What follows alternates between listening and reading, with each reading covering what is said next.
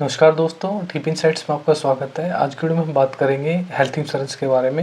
Health insurance का जो काम सीखने के लिए मैं वीडियो बनाना शुरू किया हूँ आप लोगों के लिए, उसमें मैं 2 टॉपिक कवर कर चुका हूँ। एक तो हेल्थ इंश्योरेंस क्या होता है, हेल्थ इंश्योरेंस कहाँ से खरीदें।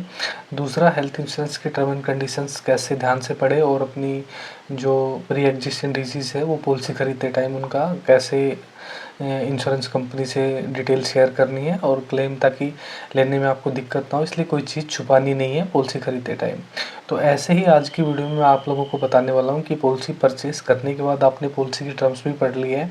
अब 2 टाइप की चीज़ें मैं आपको बताने वाला हूँ। एक तो जो पॉलिसी परचेस करते हैं, पॉलिसी होल्डर होते हैं, उनके बारे में बताऊँगा। दूसरा, जो हॉस्पिटल के अंदर जो टीपी का काम करते हैं उनके बारे में भी मैं आप लोगों को बताने वाला हूँ। यानी कि आज की वीडियो में 2 चीज़ें मैं कवर करने वाला हूँ।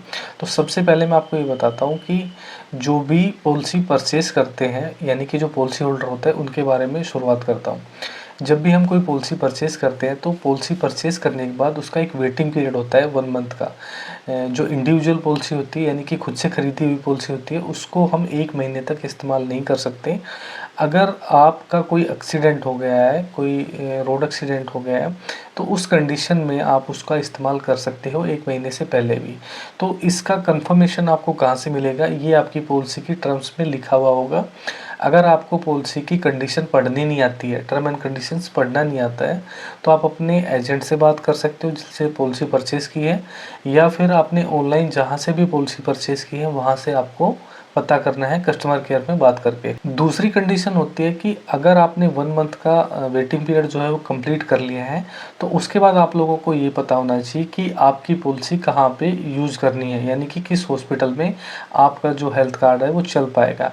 सबसे पहली बात तो है कि ये चीज़ें आपको पहले से ही पता होना चाहिए कि आपके नज़दीक में कौन सा हॉस्पिटल है और कौन सा हॉस्पिटल किस कंपनी के पैनल पे चल रहा है, यानी कि उसके पास कौन कौन सी हेल्थ इंश्योरेंस कंपनियां जुड़ी हुई है उस हॉस्पिटल से।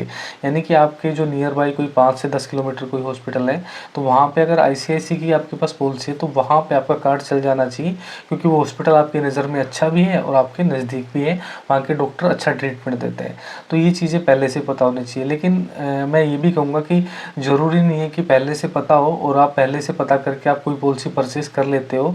तो हो सकता है कि कुछ टाइम के बाद वहाँ पे वो पैनल हट जाए, किसी भी रीज़न से हट जाए, लेकिन ये कोई फिक्स नहीं होता है कि जिस हॉस्पिटल में आप जा रहे हो वहाँ पे उस टाइम वो पैनल मिले ही मिले। तो ऐसा कोई इशू नहीं है कि आपको पहले से ही कंफर्म करना है, लेकिन जनरली मैं बता रहा हूँ कि अगर पता करते हो तो आप लोगों के लिए बेस्ट रहेगा। तो अब बात करते हैं कि आपको ये पता कैसे लगेगा। तो उसके लिए आपके पास कोई भी इंश्योरेंस कंपनी की पॉलिसी हो, किसी भी कंपनी की पॉलिसी हो, तो आपको करना क्या है कि उसकी वेबसाइट पे जाना है। उसकी वेबसाइट पे जाके आपको नेटवर्क हॉस्पिटल ढूंढना है। ये नेटवर्क हॉस्पिटल जो है, एक जगह आपको वेबसाइट पे दिखेगा। वहाँ पे जब आप क्लिक करोगे तो आपका जो स्टेट है वो आपको सेलेक्ट करना है, आपकी सिटी जो है वो सेलेक्ट करनी है, और वहाँ पे आपके नियर बाई जो भी हॉस्पिटल उसमें दिखे उसमें जाके आप लोग आसानी से ट्रीटमेंट करा सकते हो। यानी कि वो एक नेटवर्क हॉस्पिटल होगा उनका, जहाँ पे आप लोग जा सकते हो। ऐसा नहीं है कि आप किसी भी हॉस्पिटल में चले गए तो वहाँ पे आपकी पॉलिसी का यूज़ हो जाएगा, यानी कि आपका कार्ड चल जाएगा। सभी हॉस्पिटल में सभी कंपनी के पैनल नहीं होते, तो इसलिए जब भी आप अपना ट्रीटमेंट कराने जाओ तो ये कंफर्म कर लो कि आपका जो कार्ड है वो उस हॉस्पिटल में चलेगा या नहीं चलेगा। तो इसके 2 तरीके, एक तो ऐप में भी चेक कर सकते हो, एक दूसरा उनकी वेबसाइट पे भी चेक कर लेते हो। तो ये दोनों चीज़ें वहाँ पे अपडेटेड मिलेगी आप उनको जब चेक करोगे। तो आज आपने चेक कर लिया, 6 महीने बाद आप नहीं चेक करोगे, ये सोच के जाओगे कि 6 महीने पहले था, तो उससे फिर गड़बड़ हो जाएगी। उसमें हो सकता है 6 महीने बाद या 2 महीने बाद वहाँ से वो पैनल हट गया हो। तो ये चीज़ें आपको कन्फर्म करनी है ऑनलाइन में। अगर जो इंसान मोबाइल नहीं चलाना जानता, या उसको नॉलेज नहीं है, या उसके समझ में नहीं आ रहा कि नेटवर्क हॉस्पिटल क्या होता है, तो उसके लिए आप अपने एजेंट से हेल्प ले सकते हो। कस्टमर केयर में बात करके भी आप पता कर सकते हो। जब आप कस्टमर केयर वालों को बताओगे कि मैं इस स्टेट से बोल रहा हूँ, इस सिटी से बोल रहा हूँ, तो वो लोग आसानी से आपको बता देंगे कि आपके नज़दीक में कौन सा हॉस्पिटल ऐसा है जहाँ पे आपका हेल्थ कार्ड चल जाएगा। तो ये तो होगी पॉलिसी होल्डर की बात। दूसरी जो बात मैं बताने वाला हूँ वो बताने वाला हूँ हॉस्पिटल के अंदर जो टीपीए का काम करते हैं, या फिर हॉस्पिटल वाले हैं, मैनेजमेंट वाले हैं, तो उनको ये बताना चाहता हूँ कि किसी भी कंपनी से जुड़ने के लिए आप लोगों को उस हॉस्पिटल से टाई अप करना होता है। यानी कि आपको एक रिक्वेस्ट भेजनी पड़ती है, ऑनलाइन भी आजकल रिक्वेस्ट जाती है, और कुछ इंश्योरेंस कंपनियां, कुछ टीपीए ऐसे हैं जो ऑफलाइन भी रिक्वेस्ट एक्सेप्ट करते हैं। एक उनका परफॉर्मा होता है, एक फॉर्म होता है, वो आपको फिल करना होता है। उसके साथ में आपको हॉस्पिटल के डॉक्यूमेंट्स अटैच करने होते हैं, जैसे NABH का सर्टिफिकेट हो गया, हॉस्पिटल का रजिस्ट्रेशन सर्टिफिकेट हो गया, हॉस्पिटल का पैन कार्ड हो गया।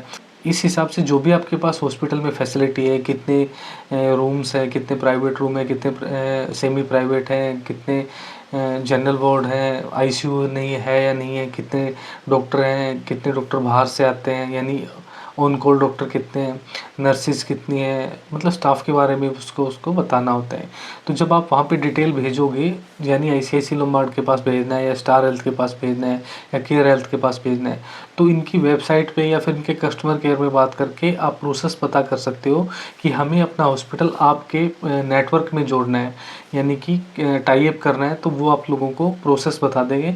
प्रोसेस इनका चेंज होता रहता है, तो एग्जैक्ट प्रोसेस जब आप इनसे बात करोगे तभी पता लगेगा। प्रोसेस दो ही टाइप से होता है, या तो ऑनलाइन होता है या फिर ऑफलाइन होता है। आप उनके डॉक्यूमेंट्स अगर ऑफलाइन फिल करते हो फॉर्म, तो आपको उनको मेल करना होता है। एडिशनल डॉक्यूमेंट्स की अगर उनको ज़रूरत लगती है तो वो आपको रिप्लाई देते हैं कि हमें ये एडिशनल डॉक्यूमेंट्स चाहिए, तो वो आपको रिवर्ट करना होता है। तो उसमें टाइम लग जाता है। ज़रूरी नहीं होता कि आपने रिक्वेस्ट भेजी तो सेम डे ही इम्पेनलमेंट हो गया। उसको इम्पेनलमेंट बोलते हैं उस प्रोसेस को जो हॉस्पिटल की तरफ से किया जाता है। तो ज़रूरी नहीं है कि जिस दिन आपने रिक्वेस्ट भेजी उसी दिन ही एक्सेप्ट कर लेंगे वे। हो सकता है उसमें 2 महीने भी लग जाए, 4 महीने भी लग जाए, और उनको लगता है कि आपके हॉस्पिटल में या आपकी सिटी में बहुत सारे हॉस्पिटल ऑलरेडी उनसे जुड़े हुए हैं, तो फिर वो आपके पैनल को डिले भी कर सकते हैं। साल भी लग सकती है, 2 साल भी लग सकती है। वो डिपेंड करता है कि आप कितने एफर्ट्स करते हो, कितना उनको रिमाइंडर मेल डालते हो या फिर उनके पोर्टल पे स्टेटस चेक करते हो। तो जब अगर पोर्टल से आपने उनको भेजी है रिक्वेस्ट, तो वो स्टेटस भी आपको चेक करना है बार बार। एक पर्टिकुलर एक नंबर मिल जाता है, वो जब आप उसके अंदर फिल करके चेक करोगे तो आसानी से वो आपको पता लग जाएगा कि क्या स्टेटस है, अंडर प्रोसेस है या फिर कैंसिल कर दिया है या फिर आगे कुछ एडिशनल डॉक्यूमेंट्स मांगा हो। तो ये 2 टाइप होती है नेटवर्क हॉस्पिटल पता करने की। नेटवर्क हॉस्पिटल पता करना बहुत ज़रूरी है। इसमें हॉस्पिटल वालों को भी पता होना चाहिए कि उनके पास कौन कौन सी कंपनी का टाई अप हो रखा है, क्योंकि जब उनके पास पेशेंट आएगा तो उनको ये पता होना चाहिए कि केयर हेल्थ का हमारे पास पैनल है या नहीं है।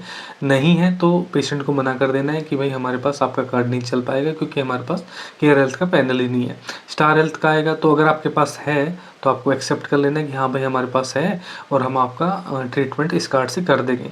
तो ये हॉस्पिटल वालों को भी पता होना चाहिए और साथ में पॉलिसी होल्डर जो है उनको भी पता होना चाहिए।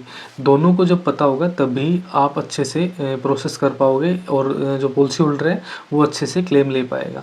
तो आज की वीडियो में सिर्फ नेटवर्क हॉस्पिटल के बारे में मैंने आप लोगों को बताया। तो वीडियो आप लोगों को अच्छी लगी है तो वीडियो को लाइक कर दीजिए, चैनल को सब्सक्राइब जरूर कर लीजिए और नेक्स्ट वीडियो का आप लोग इंतज़ार कीजिए। तो मिलते हैं नेक्स्ट वीडियो में, तब तक के लिए नमस्कार।